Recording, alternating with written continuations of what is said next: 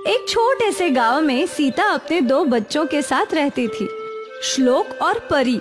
सीता एक विधवा थी। उनकी आर्थिक हालात खराब थी।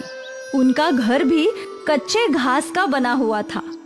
बेटा, तुम दोनों खाना खा लो, मैं चलती हूँ। पर माँ, खाना तो खा कर जाओ। नहीं बेटा, बहुत देर हो गई है। अगर और देर की तो मालिक आधा दिन काट लेंगे। श्लोक, तू भी खाना खा ले और अपने काम पर चले जाना। जी माँ। और परी, तेरे स्कूल की आज छुट्टी है ना, तो पूरे घर की साफ सफाई अच्छे से कर लेना। ठीक है माँ। सीता ने अपने बच्चों को काम समझाया और खुद अपने काम पर चली गई। सीता बहुत ही मेहनती थी। वो दिन भर फैक्ट्री में पैकेजिंग का काम करती थी। सीता का बेटा श्लोक भी बहुत मेहनती था। वो दिन भर होटल में काम करते रहता था। भैया, ये रहा आपका ऑर्डर, 1 मसाला डोसा और 2 कॉफी। भले ही उनके जीवन में कई परेशानियां थी, लेकिन दोनों माँ बेटे हमेशा मुस्कुराते थे। पैसों की कमी के बावजूद वो लोग खुश थे। माँ देखो, मैंने पूरा घर साफ कर दिया और मैंने आज आपके लिए खाना भी बनाया है। अरे वाह, आज तूने खाना बनाया? हाँ, सोचा आपकी थोड़ी मदद कर दूं। अच्छा किया, हमारी नन्ही सी परी बड़ी हो रही है। इतने अच्छे बच्चे पाकर सीता बहुत खुश थी। उसके दोनों बच्चे उसकी बहुत मदद किया करते थे। सब कुछ अच्छा चल रहा था, पर अचानक बरसात का मौसम शुरू हुआ और सीता के घर में पानी टपकने लगा। माँ, अब क्या करें? वहाँ बर्तन रख दे। जहाँ जहाँ पानी टपक रहा था, वहाँ वहाँ उन तीनों ने बर्तन रख दिए। हमें जल्दी पक्के मकान के लिए कुछ करना चाहिए। पर उसमें तो काफी खर्चा होगा ना? हाँ, सोच रही हूँ फैक्ट्री वालों से घर के लिए कर्जा ले लूं। कम से कम घर पक्का तो बन जाएगा। हाँ, मैं भी कुछ और काम ढूंढता हूँ जिससे और पैसे कमा सकूं। ठीक है बेटा। अगले ही दिन सीता फैक्ट्री मैनेजर के पास गई। सर, मुझे पक्का घर बनाने के लिए थोड़ा कर्जा चाहिए। ठीक है, पर कितना? लगभग 30,000 रुपए। तुम पुरानी वर्कर हो, तुम्हें कर्ज मिल तो जाएगा, पर सारी फॉर्मेलिटीज में कम से कम 15 दिन तो जाएगा।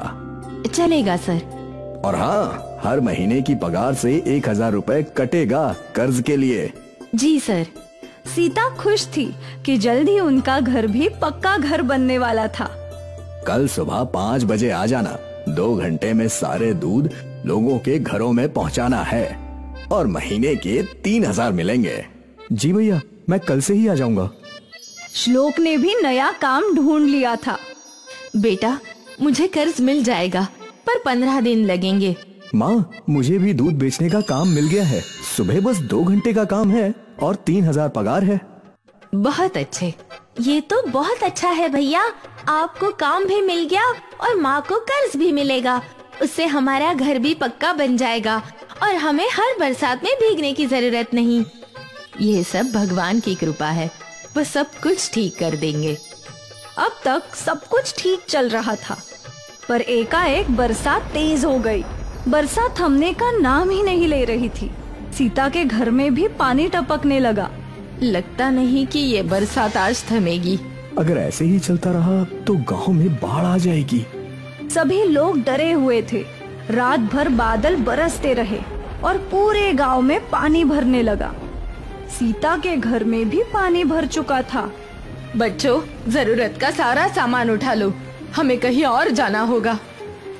तीनों ने सामान सिर पर रख लिया और पानी में चलने लगे। माँ, पानी तो बढ़ता ही जा रहा है। हमारे गांव में ऐसी कौन सी जगह होगी जहाँ हम लोग इस बरसात से बच सकते हैं? पता नहीं। श्लोक सोच ही रहा था कि उसे कुछ याद आया। माँ, मैं ऐसी एक जगह जानता हूँ, चलिए मेरे साथ। श्लोक अपने परिवार को गांव के सीमा की ओर ले गया। वहाँ एक ऊंची जमीन पर एक पुराना ट्रेन का डिब्बा था। हम उस ट्रेन के डिब्बे के अंदर सुरक्षित रहेंगे। बरसात से बचने के लिए तीनों उस ट्रेन के डिब्बे में चले गए। कम से कम यहाँ हम सूखे हैं। माँ, ये तो हमारे घर से भी अच्छा है। यहाँ सोने के लिए गद्दा भी है। हाँ हाँ, अब पहले कुछ खाने का इंतजाम करते हैं। सीता ने वो सारा सामान खोला जो वो अपने साथ ले आए थे। उस सामान में एक छोटा सा स्टोव और कुछ बर्तन और थोड़ा राशन था। सीता ने उन सब सामान से खाना बनाया। माँ, बहुत भूख लगी है। बस 5 मिनट। बरसात में चलने के कारण उन सबको भूख लगी थी। जैसे ही खाना तैयार हुआ, सीता ने बच्चों को खाना दिया और खुद भी खाने लगी। सभी ने हड़बड़ी में खाना खाया। हमारे घर का क्या हाल हुआ होगा? शायद डूब गया होगा। देखते हैं, पहले ये बरसात थमने दो और पानी सूखने दो, फिर घर का भी देखते हैं। तब तक हमारे सर पे ये घर है ना? ये घर ट्रेन घर?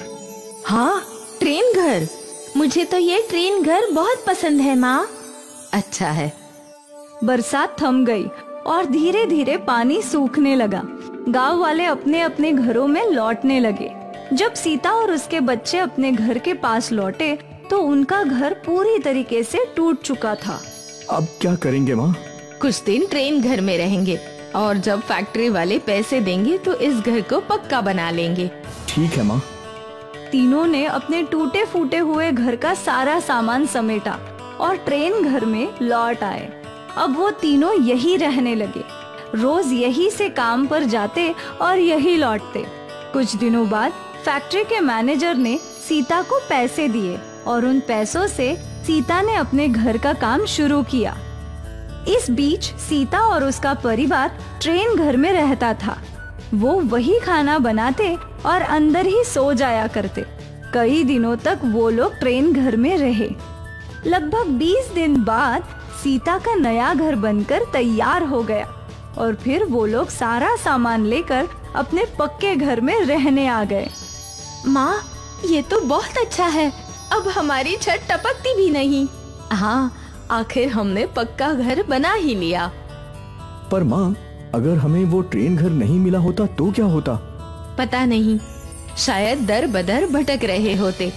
भगवान जी की सच में हम पर बड़ी कृपा है कि मुसीबत के समय हमें ट्रेन घर मिल गया। भले ही मुश्किलें थी पर हमारे सर पर छत थी। ट्रेन घर की वजह से सीता का परिवार बाढ़ से बच गया। आज उनका अपना पक्का घर है, पर वो हमेशा ट्रेन घर के शुक्रगुजार रहेंगे। उस ट्रेन घर ने उन्हें बाढ़ से बचाया था, मुश्किलों में उन्हें सुरक्षित रखा था।